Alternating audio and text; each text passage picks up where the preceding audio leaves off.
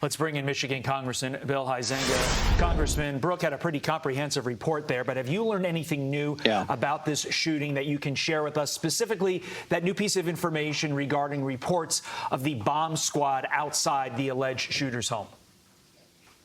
Unfortunately, I don't have any more new information. And first and foremost, our hearts go out to all of those people connected to MSU. I know I actually have staff that have graduated from there. We all have friends. We all have family members that have been engaged with MSU and Sparty Nation, and our hearts go out to them. It's not surprising that you would see the state police engaged. That is the state capitol in Lansing there right next door. So whether it was tactical units or bomb squad, it would make sense to have MSU police there. I'm sorry, Michigan State Police there. Congressman, I need your thoughts on the fact that he was a 43-year-old man, the suspect, which makes it very bizarre, even in the sense that police say he wasn't a student. He had no affiliation with the university. So talk to us about that and how this really just doesn't align with what we typically see in these situations.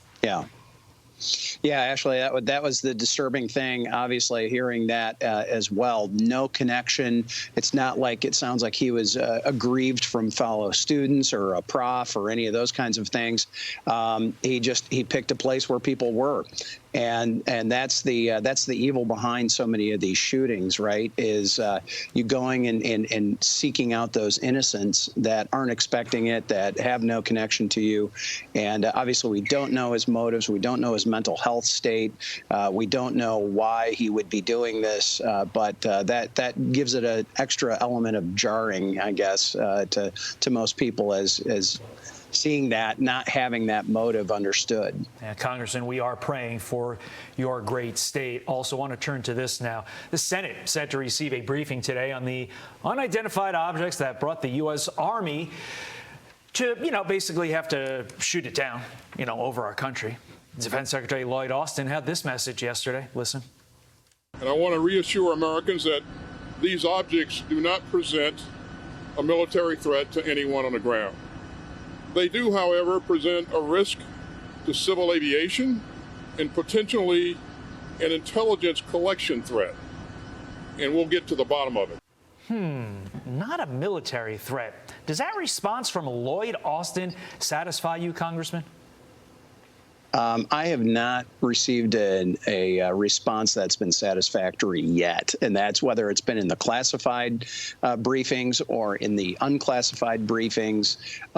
This is really, frankly, unprecedented. And when can we point to that we have had a live fire of munitions above U.S. skies in the modern era? I mean, I can't come up with when exactly that example would be, and neither can they.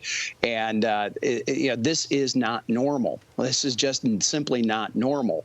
And we need more explanation. That's why you've seen it on a bipartisan basis between the House, the Senate, Republicans, Democrats, and frankly, those of us up here on the northern border. I have a lot of interaction with my Canadian parliamentarian friends. They're having the same questions as well. And NORAD is a very unique two-country operation that is tasked with keeping the North American skies safe. And clearly that isn't happening when we have these incursions. Well, I'll tell you what else is not normal, but the Biden administration is really trying to normalize, and that is they're trying to normalize the lack of transparency, especially in this situation, and the lack of transparency that they have. It's really deafening. So why won't the president just get up and tell us exactly what's happening?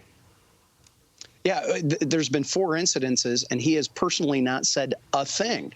This is now at least the highest ranking person, Lloyd Austin, getting up there. I'm sorry, but having spokespeople at the White House or the NSA, John Kirby is not elected by anybody, right? And so that is not acceptable to policymakers or to the public. And we've got to hear from the president and others about what is going on. And is this the new doctrine? Are we just going to shoot down stuff that we don't know what it is? Obviously, a little different if it's at 60,000 feet versus 20,000 feet. But is this the first time that we've been seeing any objects at 20,000 feet? And had we not shot them down before, why are we doing so now? I mean, this seems like it's a new policy based on the public relations side, not really policy. There's also this. Arnold Lucas Tomlinson is told by U.S. officials that the F-16 fighter jet that missed on its first attempt to take down the flying object over Lake Huron on Sunday, that thing cost about $400,000, and we have no idea where the first missile landed. Your thoughts? Yeah, you guys broke that story. Fox News broke that story. And I can tell you this, it's got a lot of us wondering where exactly, as you said, where in the world did that missile go? Did he shoot it towards Canada?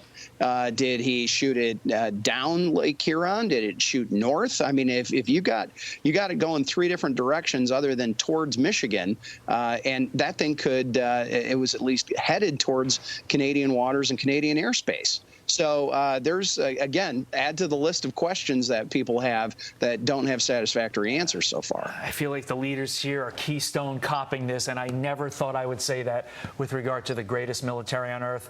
Rank and file is amazing, but the leaders have some questions to answer. Congressman Bill Huizenga, thanks so much for your time this morning and your insight. Thank you.